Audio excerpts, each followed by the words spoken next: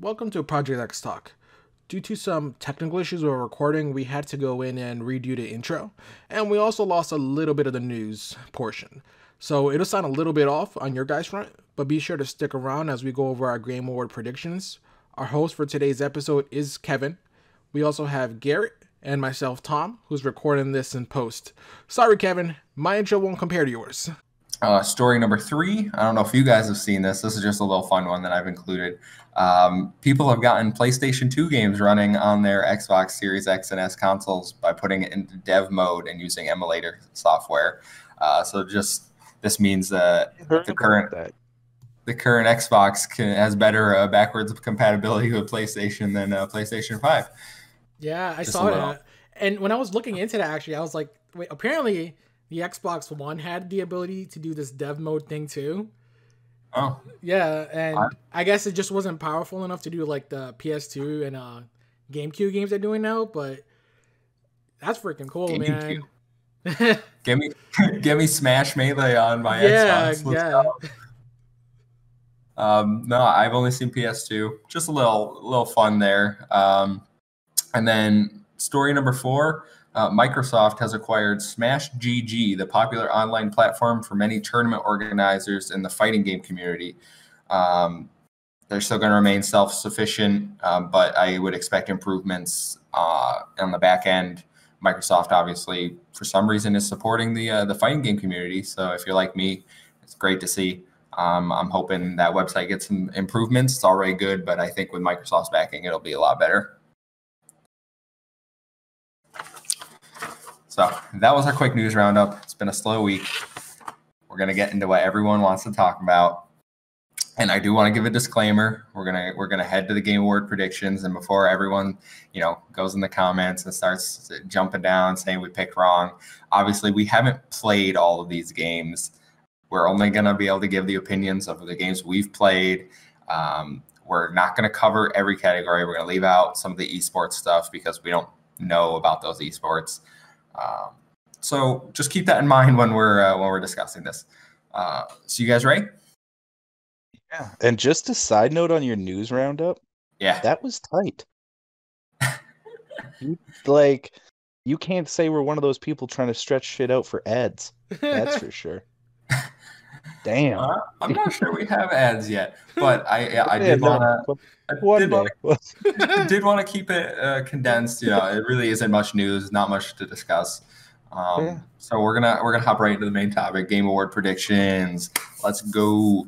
We're gonna do it back to front. So first category we're gonna start with is best esports game. And this is the game that has delivered the best overall esports experience to players, inclusive of tournaments, community support, and content updates, irrespective of genre or platform. The nominees are Call of Duty Modern Warfare, Counter-Strike Global Offensive, Fortnite, League of Legends, and Valorant. I'm going to let you guys give your opinions first. Tom, you want to start us off? Yeah, I mean, as far as esports, it's not something I really watched too much of this year. But whenever I did, it's always either Warzone or League of Legends. For my pick, though, I would definitely have to go with League of Legends. If you know the mechanics of the game, it's just such a fun watch every time. They have great commentary work that goes along with it that really keeps everyone engaged. League of Legends, for sure, best esport game of all time. So as well as this year. Yeah, no controversy here. I actually agreed with him and even voted for that one on the little website. So yeah, what he said. It's the only one that I ever actually watched for game-wise. So, yeah. As I've mentioned, the only esport I pay attention to is Super Smash Brothers. I mean, in terms of this category, I have to give it to League of Legends. They're the only game on this list that I constantly saw people talking about the esports community during this pandemic. So I'm going to give it to League of Legends. I don't think I can give it to certainly can't give it to Valorant. I feel like that was one of those games that came and went and nobody's really talked about it since. And I just haven't heard much from the other categories, from the other nominees this year. So I'm going to give it to League of Legends. The next category we're going to jump to is Content Creator of the Year. These creators were chosen based on what they've done for the community. That includes things like charity support. They've made an important and positive impact in the community in 2020. So the nominees are Alana Pierce, J. Ann Lopez, Nick Merckx, Tim the Tatman, and Valkyrie. Tom, if you had to pick, who is the best content creator out of these 5 this year? For me, I will have to give that to Nick Merckx. He has really great Call of Duty Warzone gameplay on a daily basis. As much as I love Alana Pierce and everything she's been doing in the last couple of months, in terms of most influential to me in my lifestyle with I love Call of Duty, Nick Merckx, he's the man. Garrett, I don't know how much YouTube or Twitch you watch, but if you had to guess, throw your ring in there. I would actually have to say Tim the Tatman, because the only ones that I really see in my social media scrolling when I'm going between news stories is Alana Pierce and Tim, and he is funny as all hell. Yeah, no, I mean, I think Tim's been great this year. I didn't know who he was before this year, and then obviously there was the whole he couldn't get a win in Fall Guys thing, yeah, which was hilarious. But if I have to pick out of the ones I've watched, I'm going Alana, just because I think her content has really been great this pandemic. She's constantly posting videos on her own channel. She was on the Kind of Funny XCast for a while they were doing that. Her own podcast is amazing. And then just the amount of charity work. I mean, they've all done charity work this year, but she has really done an incredible amount of charity work this year. And I'm gonna throw it her way. I don't think she'll win, but that is who I voted for. All right, so now we get into the games. We're gonna go best debut game. This is for the best debut game created by a new independent studio. So hopefully you guys have heard of some of these, and hopefully you've played some of them. But we have Carry On, Mortal Shell, Raji, an Ancient Epic, Roki, and Phasmophobia. I'm gonna put it straight out there. I think Phasmophobia wins this category. I think it's a game similar to Among Us, where you play with your friends and play against them sometimes. I think it was well received. I haven't heard a single bad thing about it. I have to throw it over to Phasmophobia. Yeah, I can't argue with him. For a lot of these, I've been looking up what the games were about, because I'm 95% Xbox player. And as we just saw in that category, there was a few, but not too many. So I've been looking up and spent about 2 hours on each. And that game looks fun. Yeah. I've only played Carry On and Mortal Shell, which Mortal Shell is actually a really good game if you like Souls-likes. But I've never played Phasmophobia, but everything I've seen about it would look so good. So even without me playing it, it's really easy for me to point that, yeah, that's definitely the best debut game. I had a lot of fun just watching my favorite YouTubers play it. So, I mean, it's a good time, it looks like. And I just don't really have a group of people that want to consistently play with me. Guys. If I played on my PC more, I might think about it. But I don't think, I can't give it to Carry On. That's not my type of game. Raji and Ancient Epic, I think, is actually a game. It's on all platforms. It's pretty Prince of Persia-like, if you've watched it. So that game is certainly one that, if you haven't checked out, I would certainly check it out. But I think Phasmophobia is gonna take this category. So we'll move on to best multiplayer game. This is for outstanding online multiplayer gameplay design, including co-op, massively multiplayer experiences, irrespective of game genre or platform. Nominees were Animal Crossing: New Horizons, Among Us, Call of Duty Warzone, Fall Guys, Ultimate Knockout, and Valorant. Where you guys feel about multiplayer? Garrett, you're the multiplayer guy here. Which of these do you think is the best multiplayer? I would have to say Fall Guys, just off of speculation alone. I actually had to go over to my buddy's place just to play it a bit. I loved it. Got one win. So I don't know, out of the 6 rounds that I played, I was pretty proud. Among Us, I don't know, that's a weird game for me. I like it. It's cool, but I don't know. I have a bit of a weird thoughts on that game. It's sort of odd how a game came out 3 years ago and got popular randomly when we're going through a situation as we are in the world today. But yeah, that's my thoughts on this one. I don't know. There's not much of the games that I play on this list, and I'm not a Warzone dude. Ah. Yeah. What about you, Tom? Among Us, as fun as it is, and I've had a lot of fun with it this year, but it's weird for me to put it on a list of best multiplayer when I figured it was like, is this a yearly roundup? This game came out 3 years ago. I don't feel like I can even include this thing technically. Right? So just in a game that came out like within the time frame where generally this stuff would fall into, I would say Call of Duty Warzone. I've had a lot of fun with that game over the year. It's great to just play either solo or group up with friends. It's always a good time there. Even though it is rage inducing sometimes, I want to break my TV a lot of times, but it is how it is. So I do want to point out that Animal Crossing is on this list, and it definitely does not deserve to be on this list. By all accounts, their multiplayer is terrible. You could have skipped it. Yeah. So, but I got a story real quick with Animal Crossing.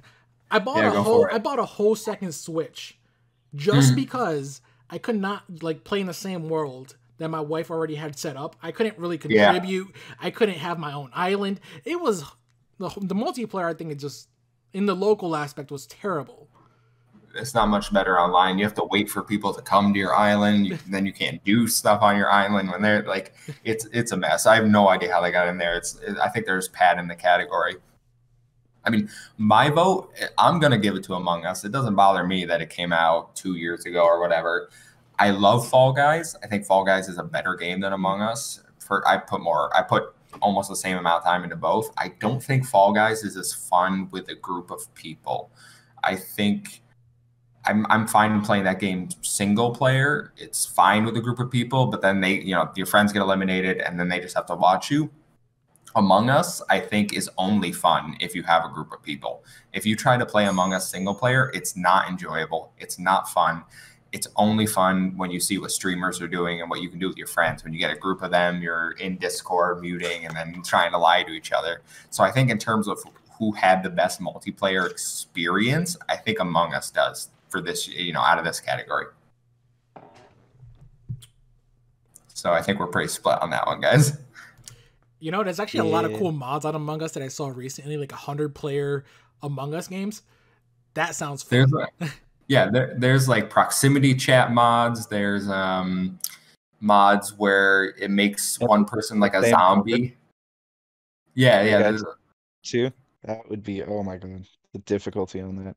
Yeah, it makes people like a zombie. It's like an infection type game mode. So I think the community from multiplayer Among Us is great, and I think that deserves to win that category, in my opinion. But if we want to jump to the next one, best sports racing game. For the best traditional and non-traditional sports and racing game, have Dirt 5, F1 2020, FIFA 21, NBA 2K21, and Tony Hawk's Pro Skater 1 and 2. Where do you guys fall on this? I think it's funny. I put Tony Hawk on there. I think sports games in general have fallen off, and that game came back and took everything. So I don't think it's that funny. I'm voting for Tony Hawk. Tony Hawk is the standout of these games. Yeah, I mean, one, it has like the nostalgia factor.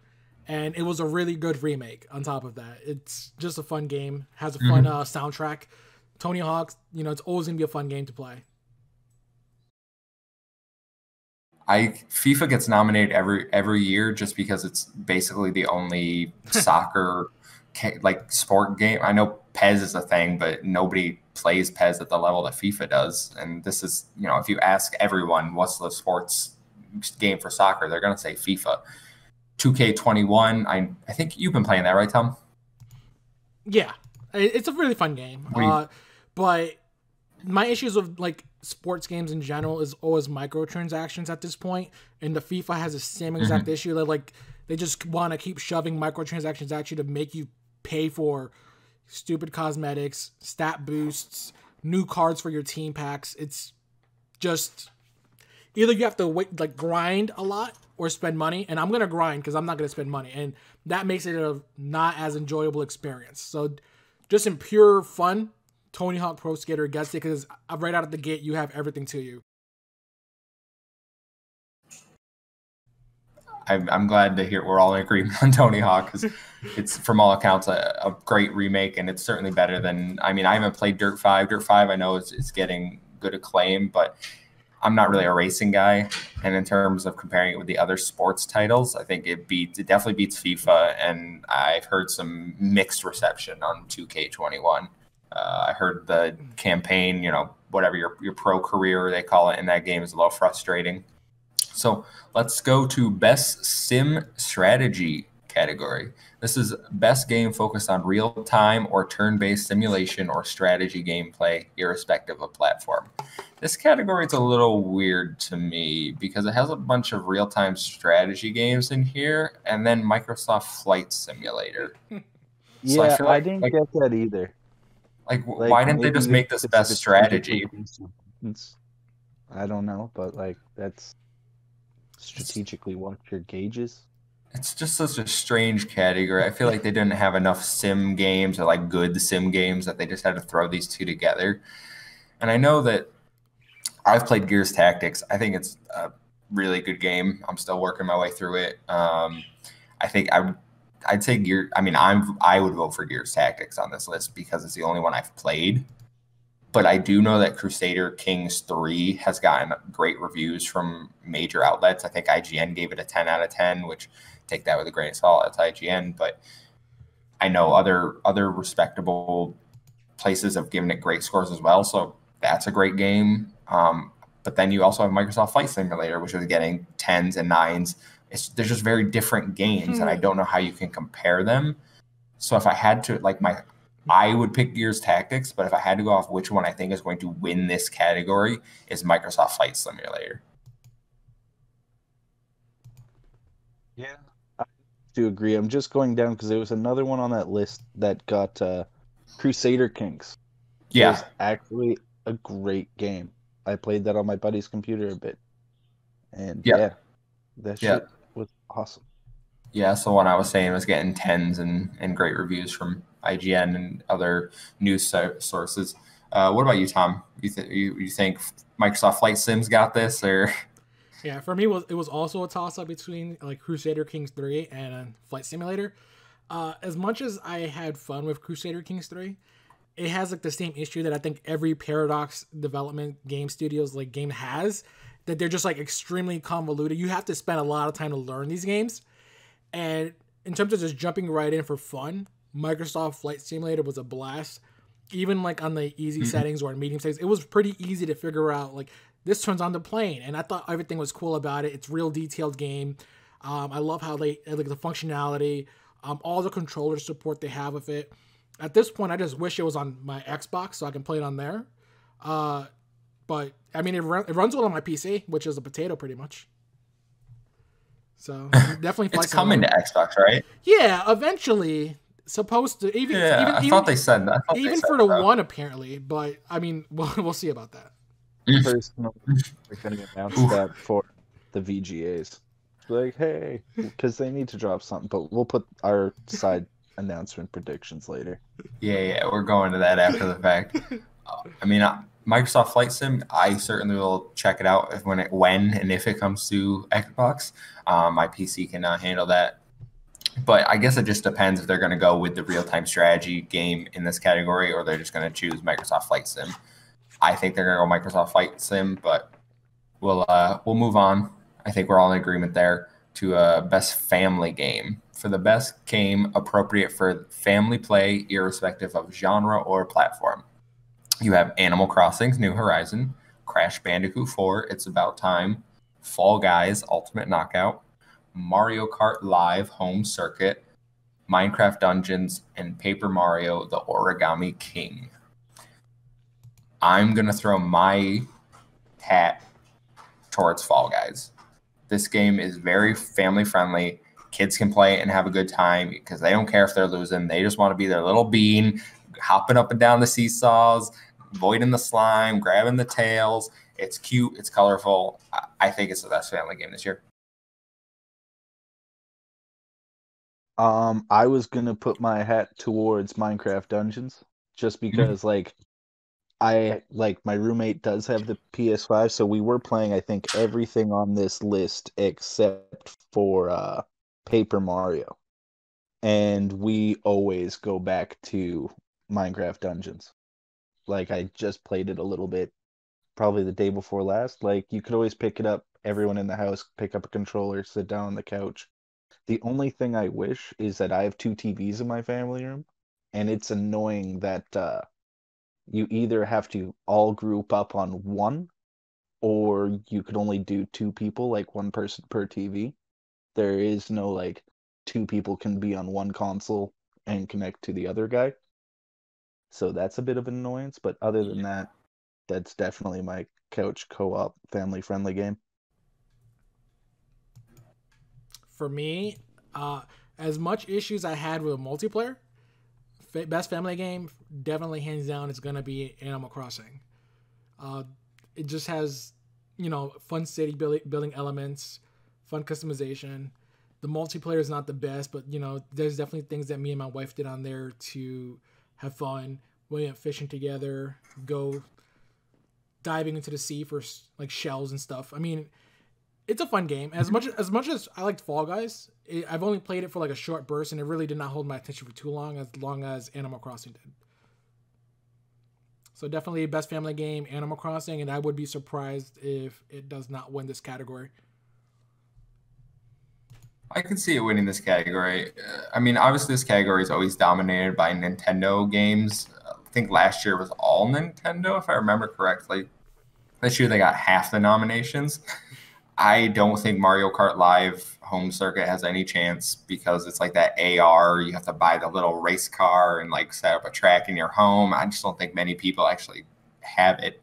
And then the Origami King, I was actually super excited for Paper Mario when they first dropped this trailer. I was like, oh my God, they're going back to the old Paper Mario. It's going to be classic Paper Mario, not the sticker star and what they've been putting out. And then the more and more I saw that game, I was like, I don't want this game anymore. It's not what I thought. So I didn't even bother picking that one up. And from all accounts, I made the right choice there. It's an all right game, but it's not the Paper Mario. I think it's Fall Guys or Animal Crossing. And I can see Animal Crossing just because it was the phenomenon that it was for so long. And I think it's still like the highest selling game this year. So I got no problem with Animal Crossing taking it. I'm a root for Fall Guys, though. Next, we'll go to what I consider a joke of a category, and I'll explain why. It's Best Fighting Game. And this is for the best game design primarily around head-to-head combat. We have Grand Blue Fantasy Versus, Mortal Kombat 11 Ultimate, Street Fighter V Champion Edition, One Punch Man, A Hero Nobody Knows, and Under Night in Birth EXE Late Clear. I say this as a joke because what the hell is One Punch Man doing in this category? That game is garbage. Hot garbage. I don't this is one where I was like, did we just not get fighting games this year? Did they just have to throw whatever random nonsense in the category? I don't know what they were going with here. Street Fighter V and Mortal Kombat, weren't they both nominated last year? And I think just because they must have put out new editions, they get nominated again. I mean, I hear Mortal Kombat 11 is great. I heard Grand Blue is all right. But I think it depends on the winner of this category, depends on who's voting. If it's the fighting game community, I think they're going to go Under Night in Birth. If it's game critics and judges that some might be more in tune to the fighting game community, I'm going to give it to Mortal Kombat. I'm going to give it a Mortal Kombat as well. The game came out in March of last year. I think it's really stupid that they let these expansions count as for these updates for like Game Awards. Whatever, it is what it is. Fighting games now, they changed over to like a seasonal model. So Mortal Kombat 11 Ultimate, I actually have this one in my Series X. It runs flawlessly. It runs good. if you've already played Mortal Kombat 11, like last year, it was already a great game. This year, it's really no difference. Street Fighter, still a bad game. Well, 5 specifically. Street Fighter 4 was good. One Punch Man, it's an anime arena fighter, which is also bad. Yeah. There's a My Hero Academia game as well that came out this year. That's just like, I would compare them to so closely, and they're both bad fighting games.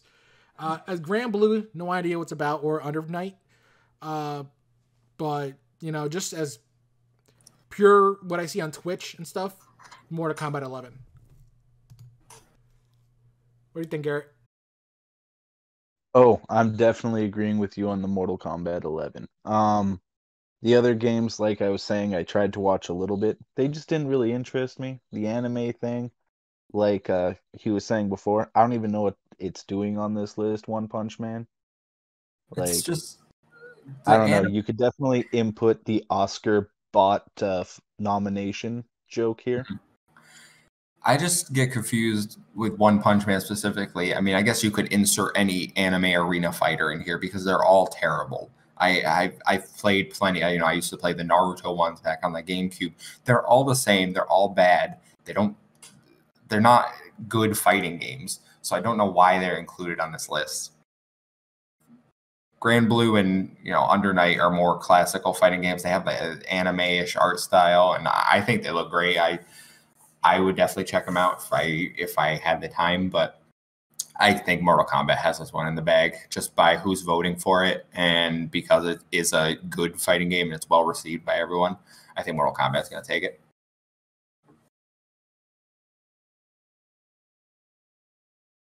So, after fighting games, we get into my favorite category, best role-playing game. For the best game designed with rich player character customization and progression, including massively multiplayer experiences. The nominees for this one are Final Fantasy VII Remake, Genshin Impact, Persona 5 Royal, Wasteland 3, and Yakuza Like a Dragon. I've played 4 out of the 5 nominees. I haven't played Wasteland 3, and honestly, that's fine. I don't think it's going to win this category, just looking at the other ones. I've put plenty of time into Genshin. My brother loves Genshin Impact. He plays that game every day. That is basically anime Breath of the Wild with, you know, gacha mechanics. I should rephrase. I haven't played Final Fantasy yet. I've seen my brother play it. So we should go with that. I know that game is amazing. I'm playing Persona 5 Royal currently on my PlayStation 5.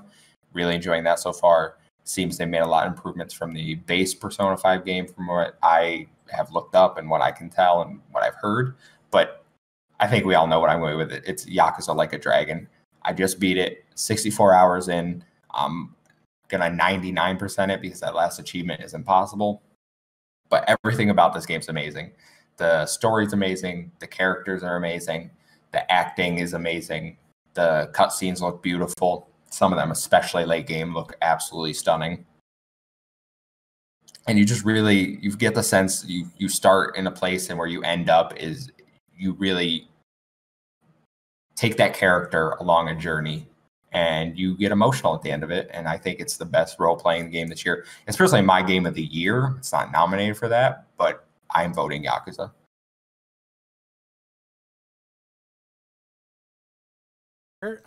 As much as I enjoyed Yakuza so far, I feel like since I haven't beaten it yet, I'm only about like 10 hours in. I feel like it's too early to judge, and these games take forever. I've played Final Fantasy VII. I've played Persona 5, Wasteland 3, Yakuza. I haven't touched Genshin Impact because of the gacha mechanics really deterred me from it. Definitely for best role-playing game, I will have to give it to Persona 5 Royale. That game, I compared it a lot to Yakuza when I got it. It's a really solid game.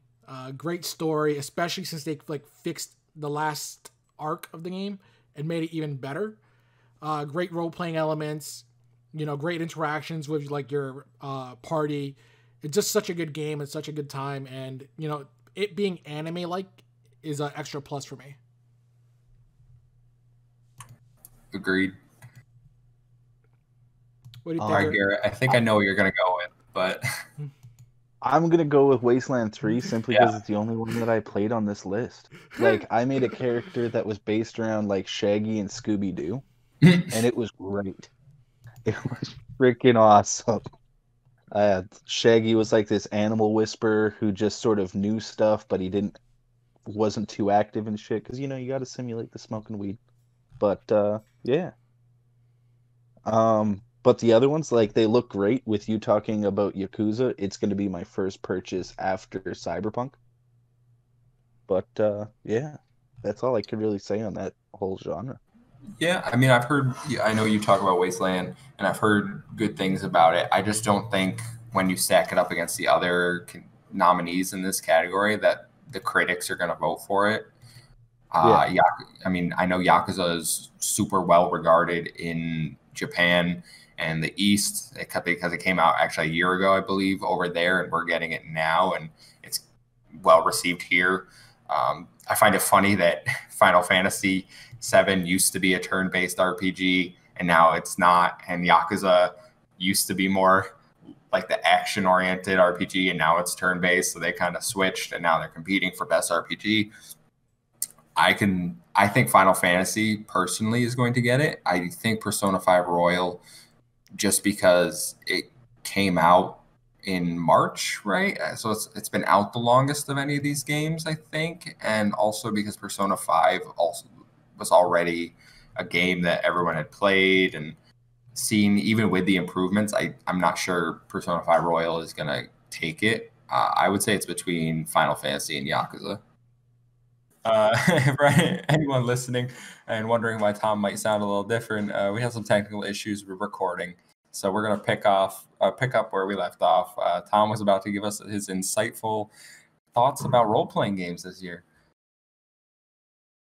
Yeah, so there was so many good role-playing games that came out in the year 2020. And it surprised me that like one of the games that came out on this list was Persona 5 Royale, which is pretty much more or less expansion to the original Persona 5. Wasteland 3 was and then Genshin Impact is like just a pure gacha game. Where is like Demon Souls? Demon Souls came out 2 days after Yakuza. How is that game not even like nominated? Is beyond me at all. And I love the original Demon Souls game. So it really, I'm really, it's mind-boggling. I have no idea what is going on. Who made this list? Yeah, I'm not sure why Demon Souls isn't on the list. So I thought, obviously they have the cutoff date. That's why Cyberpunk's not eligible. But Miles Morales is on the list, and they came out the same day. So I'm not sure who decided that. Especially when some categories have 6 games and some have 5. Why couldn't Demon Souls slot right in there? Yeah, I mean, Wasteland over Demon Souls for sure. I played Wasteland 3, and that game was okay, but it didn't hold me more than a couple hours.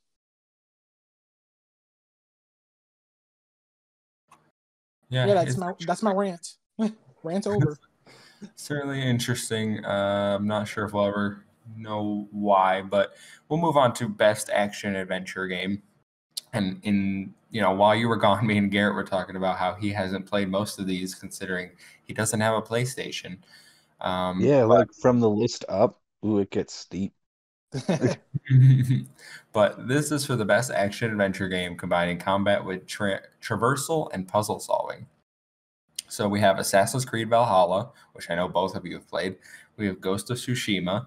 We have Marvel's Spider-Man Miles Morales. We have Ori and the Will of the Wisps. We have Star Wars Jedi Fallen Order. And we have The Last of Us Part 2. So what do you guys think for this one? I'll be quick because I'm the least informed on this one for sure. I just went with Ori because I loved the first game. Like, I was speed running it, one lifed it, and about like 3/4 way through this one. And like, I have played Jedi Fallen Order. I have played Assassin's Creed, but it didn't hold me into the game. Okay. If I lost a part, you just put down the controller a bit, come back in an hour, or as some of us know who have those expansive gaming libraries, that shit will sit on that hard part for years. But Ori, I always wanted to go back to. I always felt engaged, and that's what an action adventure game is to me. What about you, Tom?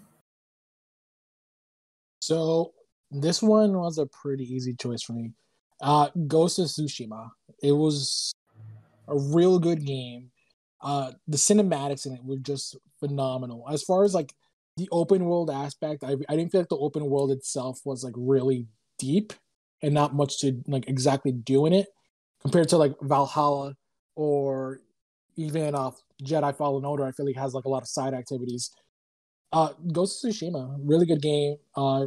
The game version, I believe on the PS5, they did update it to like a 60 FPS version. So, I'm willing to go back and try that. They have a new multiplayer mode that came out this year as well, for co-op. And Ghost of Tsushima, man, Sucker Punch kills it every time. I love the Infamous games, by the way. So it was a really easy choice for me to like gravitate towards Ghost of Tsushima. Yeah, I've heard great things about it. Fun facts for me, I haven't played a single game in this category, and I don't like Assassin's Creed. I didn't have a PlayStation before literally a month ago when I got 3 weeks ago when I got the PlayStation 5. I don't like 2D platformers, so I'm not going to play Ori, even though I know everyone loves it. I watched my brother play The Last of Us Part 2, and that's enough for me. Don't need to play that game. I'm going to play Star Wars now that it's on Game Pass. Just haven't got around to it. So from just going off what I know, reception-wise, it's between Ghost of Tsushima and Miles Morales. I know Ghost of Tsushima, everyone loves that game. I have yet to hear anyone talk about this and be like, I don't like this game. It's apparently beautiful. It's apparently a good story. Miles Morales, I can say the same thing, though. It's getting great reviews. I've seen my brother play it, and if I have to go with someone whose opinion that I trust more than the critics, it's going to be my brother, because he loves the first Spider-Man, and he really loved Miles Morales. So I'm going to vote Miles Morales, but I can see Ghost of Tsushima taking it as well.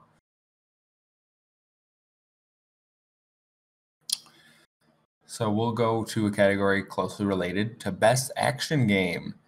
Best game in the action genre focused primarily on combat. We have Doom Eternal, Hades, Half-Life Alyx, Nioh 2, and Streets of Rage 4. Garrett, might as well get you out of the way. What do you think? Yeah, I'm just gonna go Doom Eternal. I love that game. Still at work when I'm folding sheets, I'm like kill stuff. It's probably every time. Like I'm just horrible at that game, but I still love it. Like it's a great game. But other ones on the list, yeah, I don't know. Definitely, my bad. You could cut that last bit out.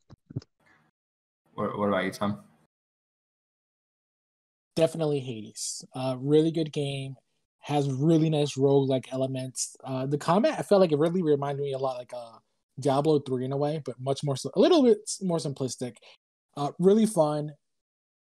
Just going through it multiple times to try to get the best set of items to beat the next boss is always a really fun time. And the progression is actually pretty dang good in it too. I love it. It's one of the games that I've most recently bought on the Switch, and it's one that I'll probably go back to eventually. I've heard great things about Hades. Personally, I'm not a fan of rogue-like games. I know this is kind of what they call it, a rogue-lite or rogue-like. I forget. I might be mixing up the terms, but it's not fully in that genre. It certainly has the action down from what I've seen. I've watched some people stream it. From games that I've played, I would go with Doom Eternal, and I say that because I think I got about 70% through it. I was playing before the Series X came out on my Xbox One. If I have to say anything about that game that it does well, it's that you're constantly fighting, you're constantly in action. The story, mediocre to bad. I don't even know what the hell I'm doing half the time. It's nothing compelling. I don't care about most of the cutscenes going on. Platforming, mediocre. Some of the platforming is just straight. It's just pointless. I don't enjoy it a lot of the time, but I do really enjoy taking out my shotgun and blasting people in the face and punching them and watching them explode and ripping their heads off. So if I pure straight action, I would go Doom Eternal, but I could see Hades taking this as well. Next category might be a little interesting. I don't know how much you guys know about innovation and accessibility. This is recognizing games or hardware that's pushing the medium forward by adding features, technology, or content that will help games be played and enjoyed by an even wider audience. So this is the category, and I'm not sure if this is a new category or not, but it's the category for games that added more features to allow people with disabilities or allow people with certain things that might not let them enjoy the game to the full extent otherwise. So I know we have Assassin's Creed Valhalla, we have Grounded, Hyperdot, The Last of Us Part 2, and Watchdog Legions. So 2 Ubisoft games on there. And I know Ubisoft has made it a big thing to add accessibility into their games, especially these 2. I know Grounded had the spider. You could turn the spiders arachnophobia on mode. and off. Yes, the arachnophobia mode, and which I thought was awesome. I didn't use it because I have no problem with the spiders. And I know The Last of Us Part 2 had a bunch of accessibility options because that's very important over at Naughty Dog as well. I don't know anything about Hyperdot, so I can't say one way or the other. For me, personally, I would give it to Grounded because I think that's such a it's a more of a topic nobody really talks about. Having phobias and maybe mental health conditions that make it hard for you to play certain games or fight certain things. And the fact that they're like, hey, people don't like spiders, maybe we should give that an option. I think that's really great, and that's something that we haven't seen a lot of. And I'm not taking away from any of these other games because obviously they're all making strides forward to let people play games, but I would give it to Grounded. I would actually 100% agree with you. And just to add on to it, I played around with that arachnophobia mode a little bit, and it's actually scalable, which I thought was pretty cool. Like, it goes all the way from you could have your spider that's raw in game, then you just one notch back, and it sort of softens it up a bit, sort of gives it like that Facebook video of that cute spider that was going around, everybody was commenting on a few months back. Like, it sort of gives that sort of look, and then it breaks it down just basically all the way back to where it's just 2 floating balls. Interesting. I know. Yeah, like, it's the scale on it is really impressive. Like, they actually made it a fully recognized thing, and the game's not even out yet. So who knows what they're going to do with other stuff in that game. If I have to give one, it'll be Grounded as well. I mean, it's nothing that I ever used. I'm a well-able gamer pretty much, and it's really great that more games are allowing the accessibility, and even Xbox has like that one controller that they have for the extra accessibilities, which is really great. People should be able to play games, but in terms of like which one I feel like might be the best, I can only say Grounded just because it's the only one that I visually saw that it had some sort of option because it popped up to me when I first started the game. Mm-hmm. As far as everything else, I have no idea. I have no idea which one would be better, what options are better. I don't know. Yeah, I think it's hard for us to comment, seeing as we're all able to play. We don't have anything stopping us from playing games. We're all able to play them normally right out of the box without any of these features. I mean, I was just going off based on what I've heard in the community is that Ubisoft and Naughty Dog have really made great strides in this area. So whoever wins is perfectly fine with me. They're all doing great stuff. It's great to see. So we'll hop over to a category I don't know if we'll be able to give much more insight on, but we'll go through it anyway. I think that's one that we could skip. Has anyone played anything on this list for the next one? I haven't played them in VR. No. Yeah. No, I can't. Okay. We can. Yeah, I'm fine with skipping that. But by the way, we're skipping the VR part, guys. From what I've heard, Half-Life Alyx is really good, but I can't comment on any of these. So we'll scroll on up here to best community support, recognizing a game for outstanding community support, transparency, responsiveness, inclusive of social media activity and game updates patches. We have Apex Legends, Destiny 2, Fall Guys, Fortnite, No Man's Sky, and Valorant. I know who I'm voting for, but I want to hear what you guys think first. I was personally a little annoyed that Grounded wasn't on this list because for community support, like their Discord and what they're doing, like they keep everyone up to date all the time on what's going on and just very clear on it. But if I had to go for that category, and another side note, really impressed that No Man's Sky made a comeback and is actually went from one of the most talked about flops at a launch to, well, being on the VGA stage. So I'm going to give it to them. Girlfriend plays that game.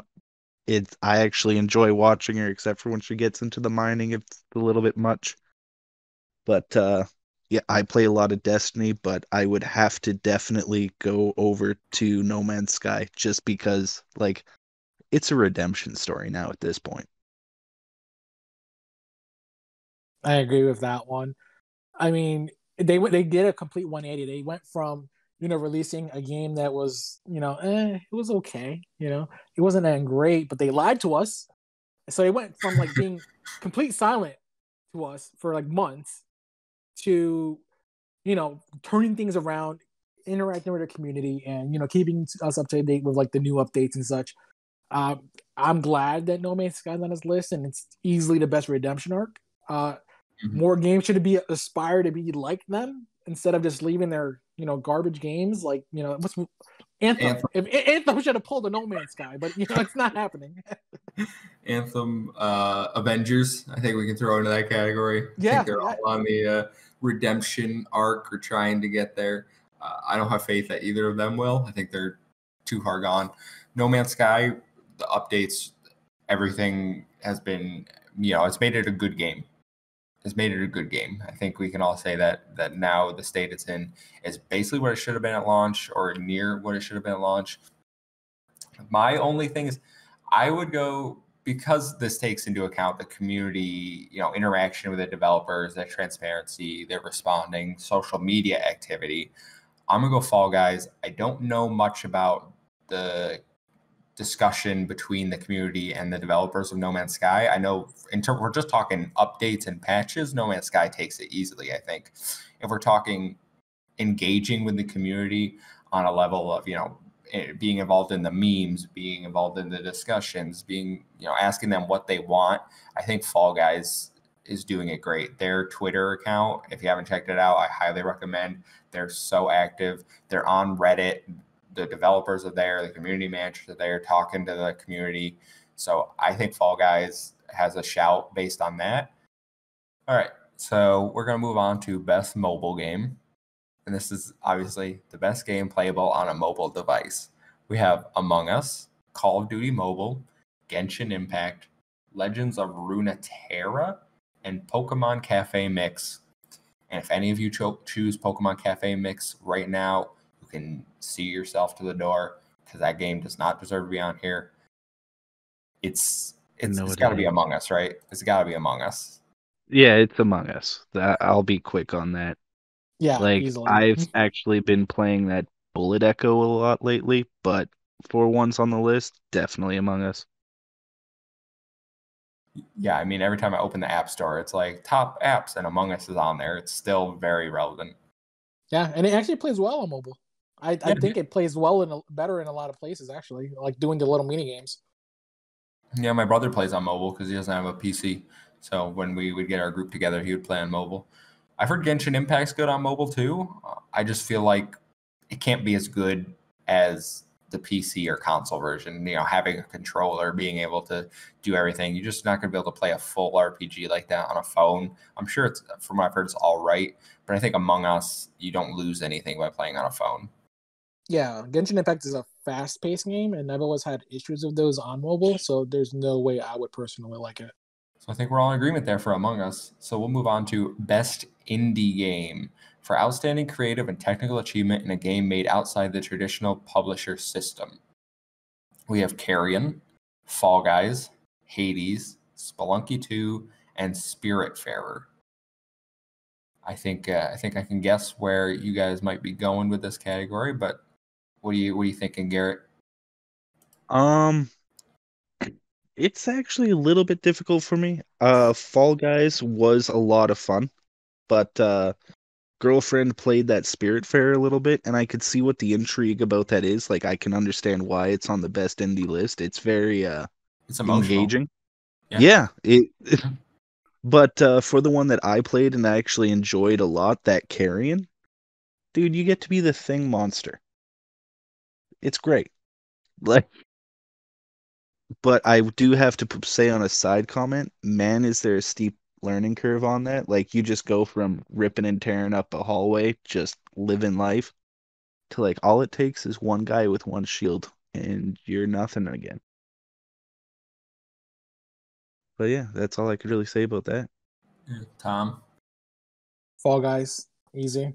Really? Wow. Yeah, Okay. I liked Hades, but I in terms of like indie, Supergiant's done a lot of stuff recently, and in terms of a Mediatonic, I've never seen anything besides like Fall Guys from them. So they're like the most indie to me. Definitely Fall Guys. Yeah, I mean, I agree with that. I think Hades has a shot. It just depends on how people interpret indie, I guess, because like you said, Supergiant has done other games that have gotten noticed in the past, and Mediatonic, this is really their like only thing that anyone really notices from them. So I think Fall Guys probably going to take this one, but I can see Hades in with a shout. Just because I don't think Hades is going to win Game of the Year, spoilers. So I could see them getting some award like this one. But we'll go on to Best Ongoing Game. This is awarded to a game for outstanding development of ongoing content that evolves the player experience over time. So basically, game as a service game award. So we have Apex Legends, Destiny 2, Call of Duty Warzone, Fortnite, and No Man's Sky. I think based on what we've said previously in the other category, it has to be No Man's Sky. The redemption arc, the going from where it was to where it is now, has to be No Man's Sky, in my opinion. I'm going with Destiny. You guys see me playing that on my thing all the time. It's always going to be the casual shooter that I go back to. And it's sort of one of those, it's a bittersweet game for me. And that's simply because. Though? Pardon? Have they made it better though? Like ongoing, is it better now than when it launched? Because I did not like Destiny 2 at launch. It's more engaging when you have like clanmates and you're actually doing stuff together.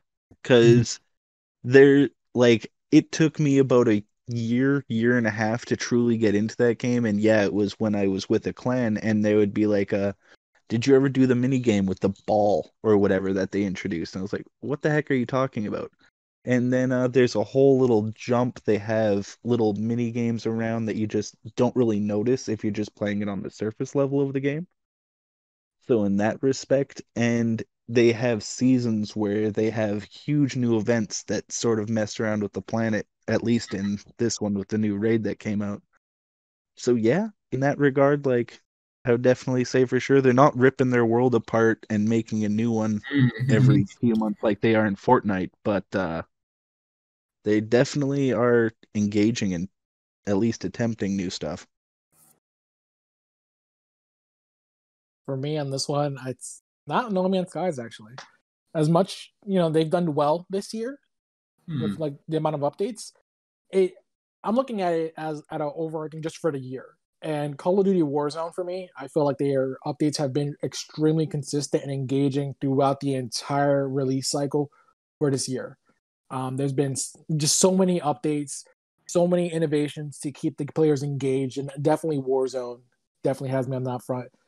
Destiny 2, not really. I mean, they've done it one expansion this year, and I get that it's they've done some updates in between that, but it's definitely nothing comparable. I feel to, for example, Call of Duty or Fortnite for sure. Yeah, I can see Fortnite taking this category. I think they won it last year. I can see them taking it again just because they have had so many big events this year that everyone makes a big deal out of. Like they had the Black Hole, they had Galactus. Was that this week. Yeah, Great that one was just this week. Like they had ramped concerts. everything up. Now they're doing bounty hunters or some Star Wars or crossovers because they keep actively changing. They keep getting people back involved. So they might take it again this year. I'd like to see a new winner, get recognized just based on what they've done, because these other games are making their games better as well. It's not just all about Fortnite.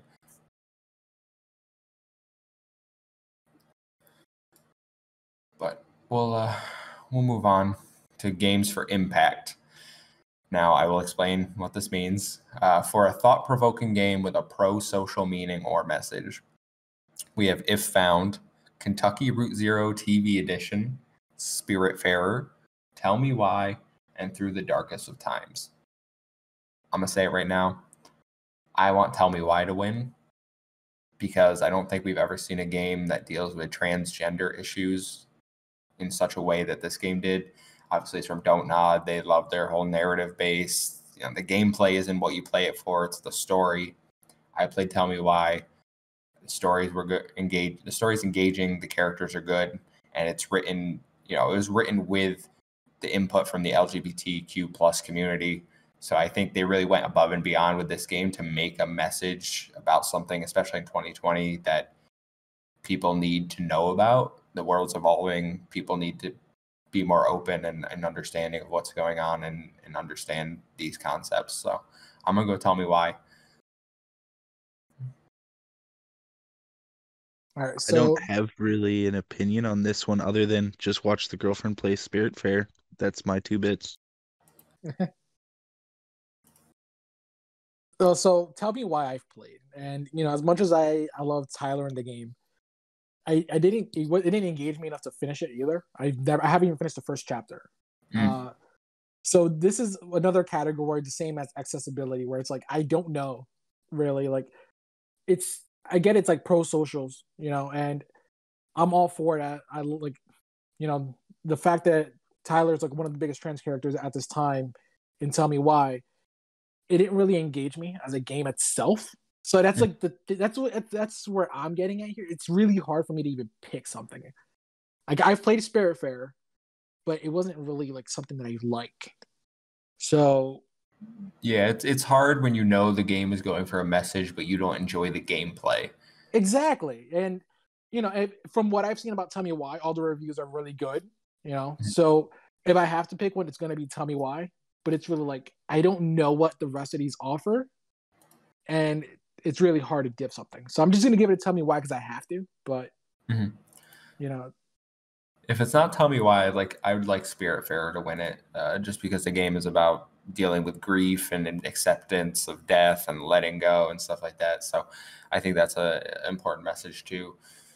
I mean, not that any of these don't have important messages. I'm just not familiar with the other games on the list. All right, time to get in the bigger categories, guys. We're moving into the weeds here. So, best performance awarded to an individual for voice-over acting, motion, and/or performance capture. We have Ashley Johnson as Ellie in The Last of Us Part 2. We have Laura Bailey as Abby in The Last of Us Part 2. We have, and I might butcher this, Daisuke Tsuji as Jin Sakai in Ghost of Tsushima. We have Logan Cunningham as Hades in Hades, and Najee Jeter as Miles Morales in Miles Morales. Obviously, Garrett, you haven't played any of these, so I don't think it's fair to ask. Yeah, no, I'm tapping out. It's you guys do your thing. What about you, Tom? Who would you give best performance to here? So the only one that I've played on this, I've played Hades, but I don't think I would add that for best performance. Yeah. Ghost of Tsushima. I would say the main character in that game did a really good job, or the actor. With really engaging as Jean.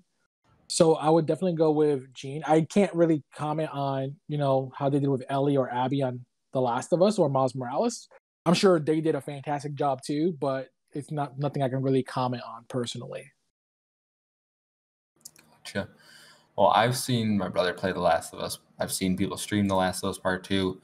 I know this is a very divisive game. You either love Abby, Laura Bailey as Abby, or you absolutely hate that character. My brother absolutely despises that character. And that might be to the credit of her performance, if that's what they were going for. I'm going to vote Ashley Johnson just because she always is amazing, and Ellie in this game is no different. She gives another amazing performance. So I'm gonna vote her, but obviously, I think the only one that doesn't really have a chance is Logan Cunningham as Hades. I don't think that's going to give any. I can't say anybody voting for that. I think Miles Morales might be a little too new to get the win there. So I think it's between the two from Last of Us Part 2 and Ghost of Tsushima there.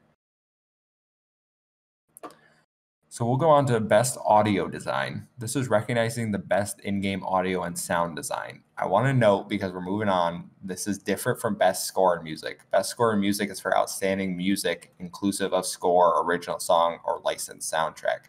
So audio design is how well they implement the audio and the music into what you're doing during the game. I know Resident Evil 3, which is on this list, that has it implements the sound effects into certain parts of the game. So we have Doom Eternal, Half-Life Alyx, Ghost of Tsushima, Resident Evil 3, and The Last of Us Part 2. What do you guys think? I can't say too much about the audio design because personally, before I even saw the nominations, I thought Hunt Showdown was going to be on this list just for how they have the music, bullet depth, everything about that game is about your sound. You could tell a difference between every single rifle and how far it is. And it wasn't on the list, so I don't really got nothing to say about this category. All right.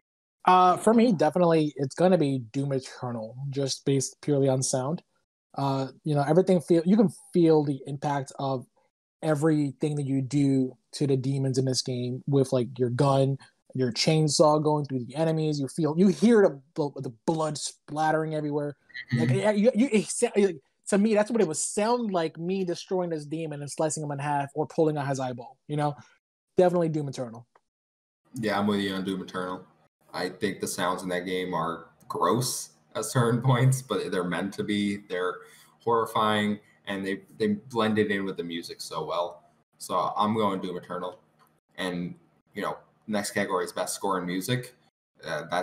We have Doom Eternal, Final Fantasy VII Remake, Hades, Ori Will of the Wisp, and Last of Us Part 2.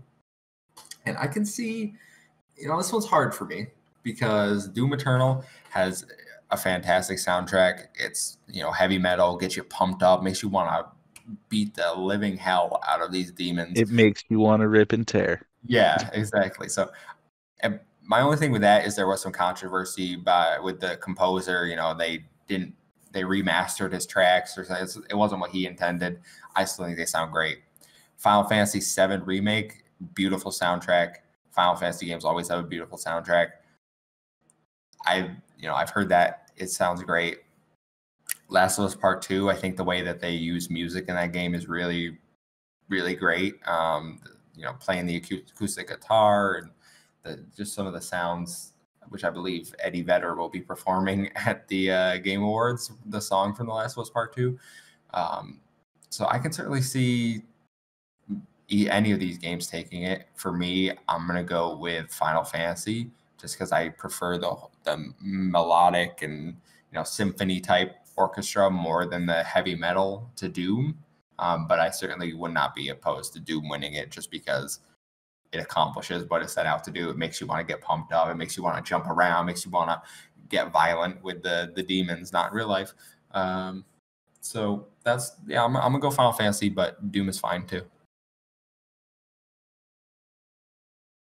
I agree with Final Fantasy VII so much. Just going back to that game, it was so nostalgic. I didn't make it as my best role playing game, but definitely for best score or best music, it is perfect. The music in it is just so good. Doom Eternal has a great soundtrack, but like you said, I don't know. For me, it's the nostalgia in Final Fantasy VII and all the remixes they did for the soundtrack as well.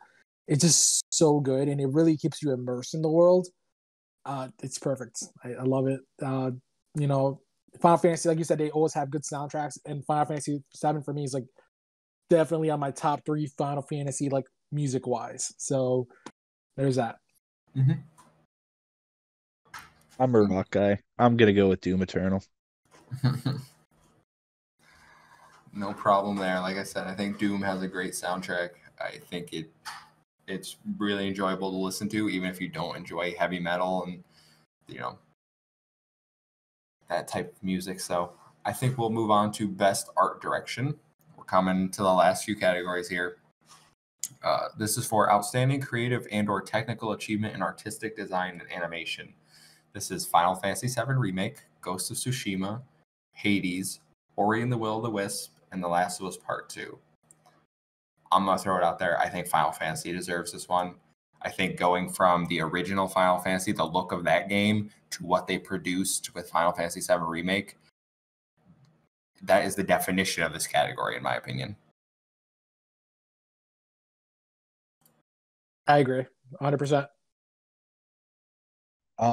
I can't really say anything too much about this category. The only one I really played was Ori and Will of the Wisp, but the one that I've definitely heard the most about regarding art direction definitely has to be the Ghost of Tsushima. Like, I've had people tell me about how beautiful that game is.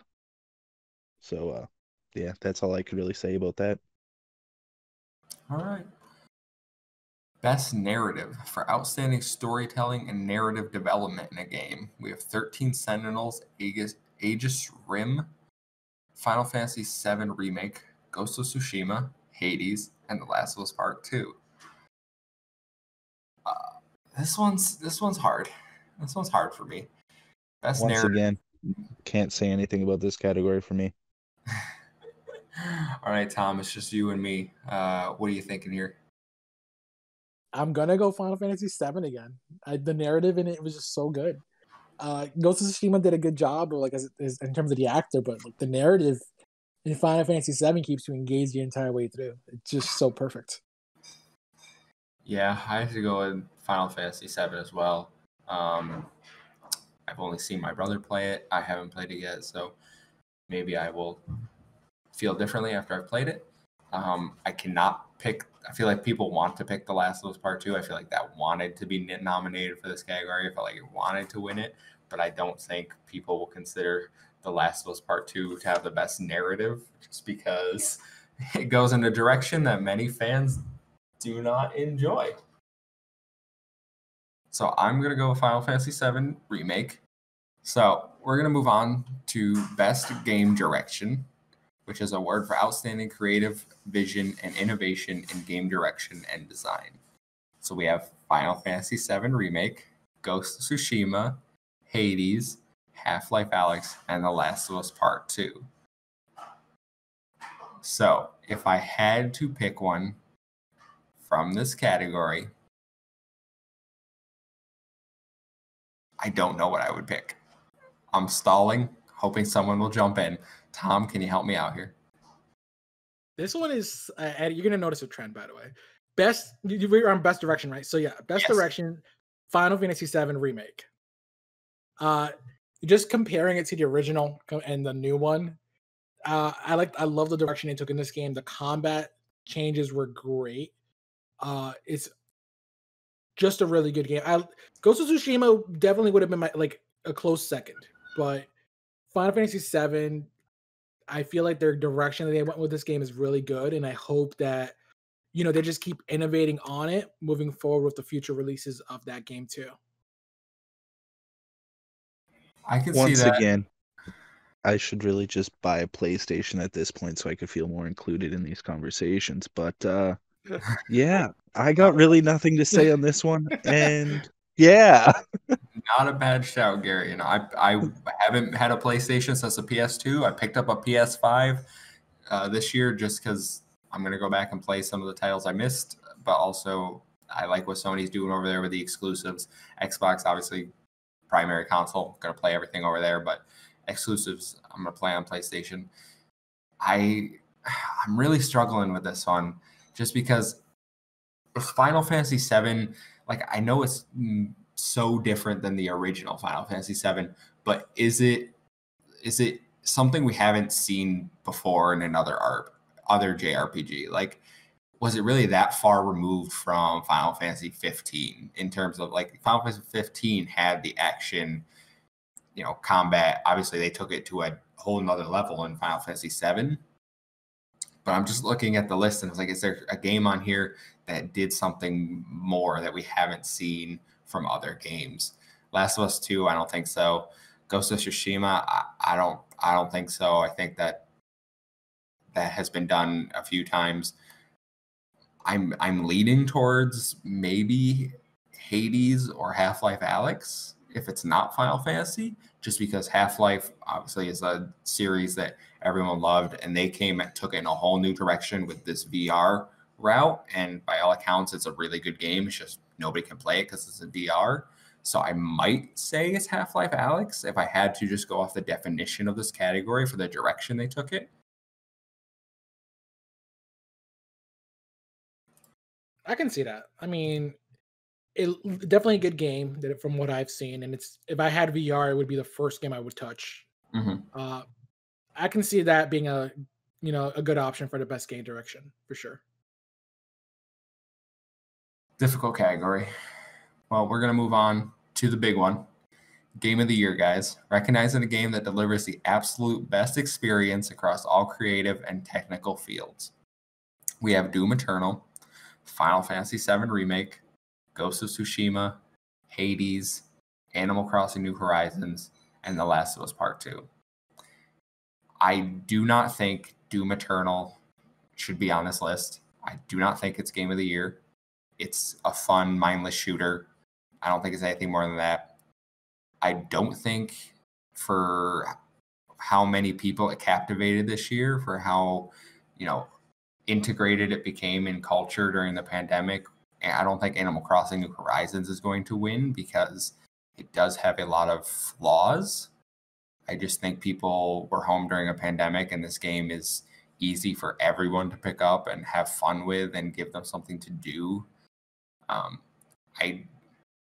I know everyone will probably be like, oh, The Last of Us Part 2 is going to win Game of the Year. I don't think it's going to win Game of the Year. I know it's critically adored, but I do think there are plenty of people that recognize that the game has pacing issues.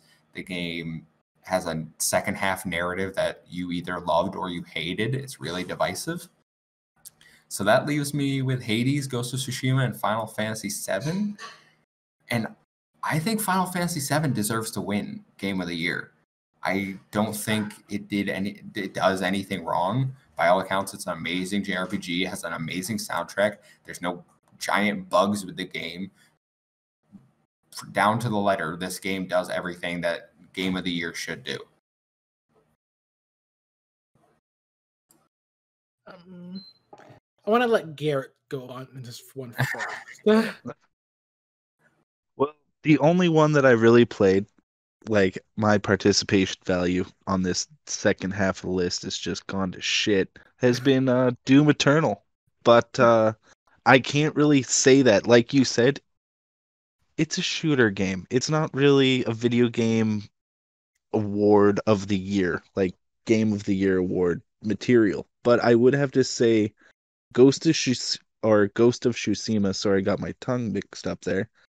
I haven't heard one bad thing about that game. Everyone who's played it, it's just been a great pleasure start to finish. And they even gave like the sneaky little multiplayer thing that I saw in a few YouTube videos. I'm not too sure what's going on with that, but that seems to have the Game of the Year material for me. I think that's going to be the one that wins. Okay. All right. Tom.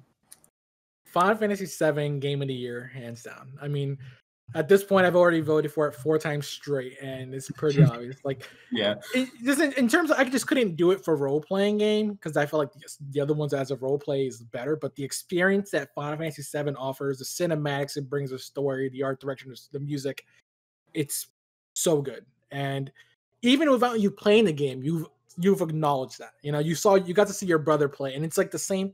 It's the same experience. You still saw you know what's going to happen. You know how good the game is. You know how good it looks.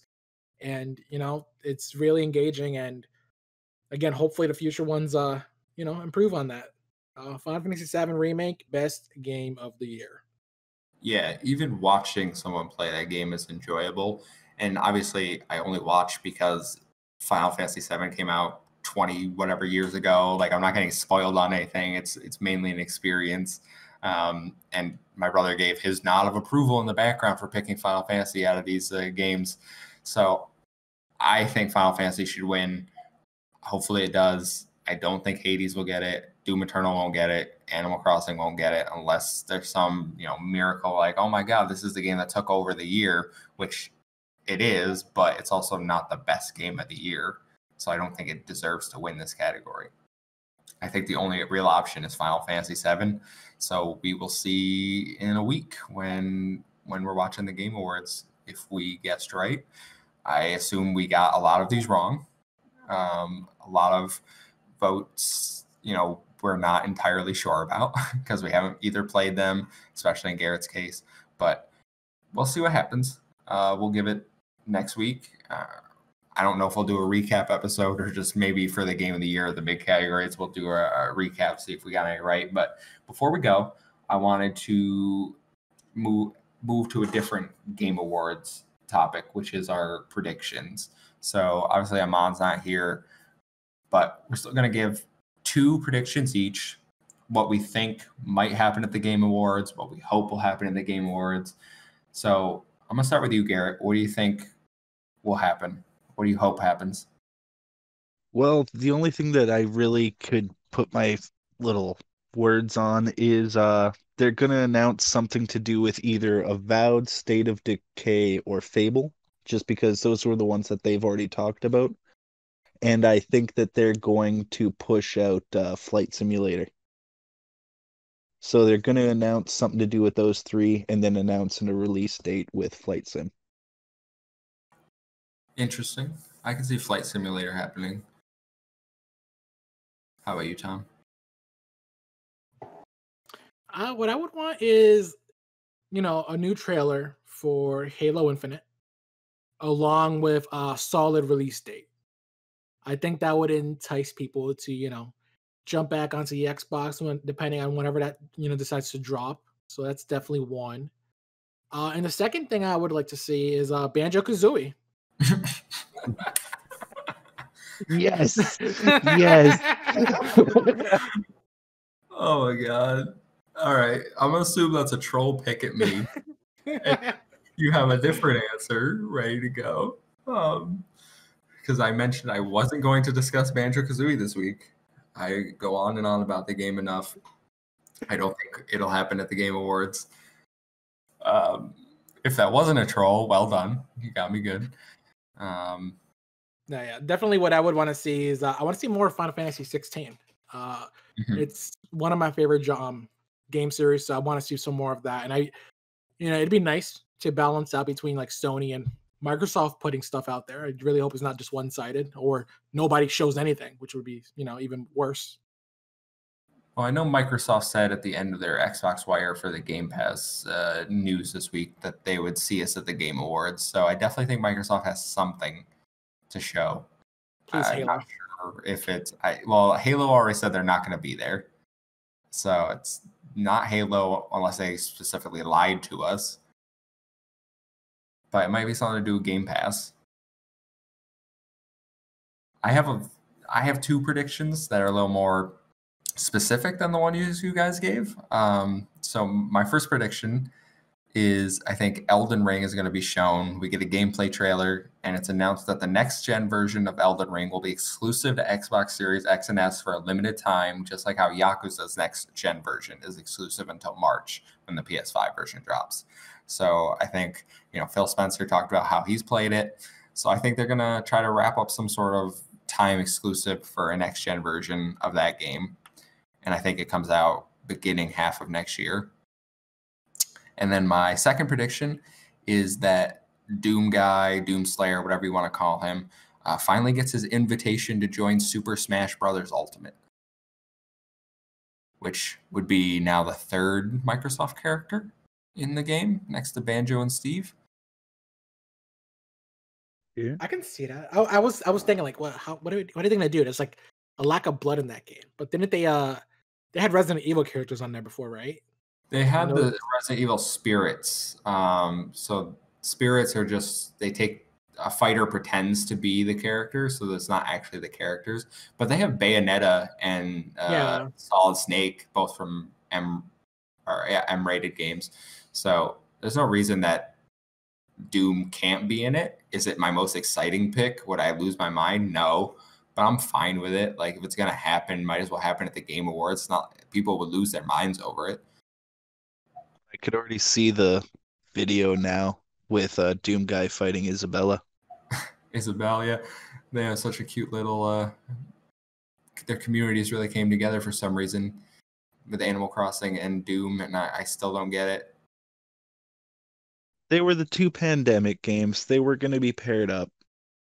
I think they also released on the same day. Isn't that the reason why? Yeah, like it was like the same few days. I'm not sure if it was like specifically the same day, but yeah, it was right around there. Well, they should have Isabel. If he gets in, they should have they definitely have Isabel deliver his invitation. I think they would be stupid not to have that happen.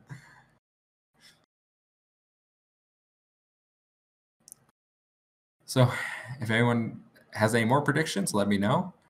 You guys can tell us your predictions in the comments. But if not, we're going to wrap up the episode. Obviously, remember, like, share, subscribe if you enjoyed the episode. You can follow us on Twitter. You can follow each of us specifically. I'm the Muffin Mon. That's a 1 instead of an I. Garrett, where can they find you? Wayworn G on Twitter and Xbox. We can compete over gamers score or just trash each other like Halo 2. I'm down for that. Tom, where are you at? You guys can find me on Twitter at Chronicle Tom. Remember, everyone, follow Project XTalk on Twitter to stay up to date when we post our new episodes. Just converse with us, and we'll see you next time. Bye, everyone. Bye. Bye.